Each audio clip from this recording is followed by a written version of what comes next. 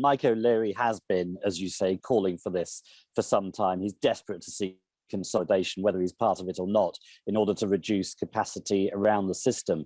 But actually, I'm pretty positive at the moment. I think things are about to turn for two reasons.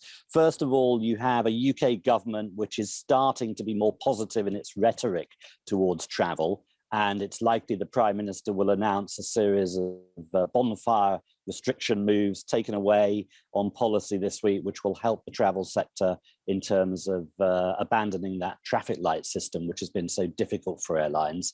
And secondly, you're seeing legacy carriers unable to move so quickly compared with the low-cost carriers out of the pandemic.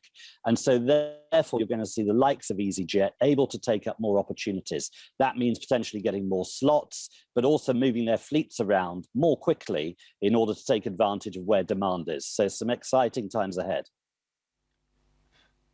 Oh, come on, Paul. Yeah, oh, exciting. I wouldn't want to go near an airport with a family at the moment, not from what I saw at Heathrow last week. But I'll leave that issue on the table just for the moment. The flag carriers. Sometimes we get mergers in name. Very rarely do we get mergers in deed as well, if you know what I mean, from history looking at Air France and KLM originally, for instance, as well. Why are countries so wedded to having their own flag carrier? They see it as some form of industrial policy, some security issue as well. It's bonkers. It means we have so many rubbish airlines around Europe, doesn't it? It's surprising that governments still want their own carriers, but they want them for infrastructure reasons. They want to be able to own still much of the infrastructure around travel into and out of a country, not just an airline, but often an airport or a stake in an airport. At least. But yes, I think since the pandemic, there's going to be a change of tune. I think governments are looking to offload where they can. They can't afford to keep some of these stakes. They'd rather cash them in and see private sector buyers inject more innovation into the sector. And I think you will see loosening over time, especially in Europe, of some of these restrictions on who can own carriers. So now is the time that actually you're going to see more private equity start to emerge into the sector.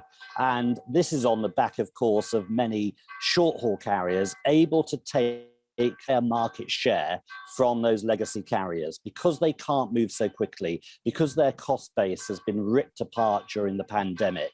Then the short-haul movers, fleet of foot movers like Wizz Air, like EasyJet, they are the ones who are going to be able to take advantage and grab market share from those long-haul carriers who aren't carrying much long-haul, especially the longer the US stays closed. Paul, you're making us all jealous this morning with those beautiful scenes behind you and the sounds of the church bells. But let me ask you about the consolidation angle with prices also going up. I mean, Mike O'Leary is talking about the need for consolidation. On the other hand, he's talking about the capacity taken out of the system, 20% from the short-haul routes in Europe, and saying that effectively prices will have to go up for a lot of leisure tourists. What does that mean, though? It's hard to see regulators saying, yes, we're going to allow consolidation when already prices are going to be escalating. Yeah, I think we're going to see prices. In fact, we already are seeing prices start to go up as demand starts to return.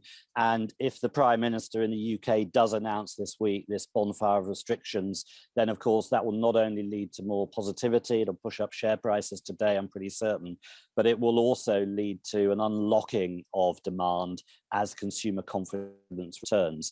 And in return, you'll see obviously prices continue to rise from revenue management teams who are seeing that demand go up.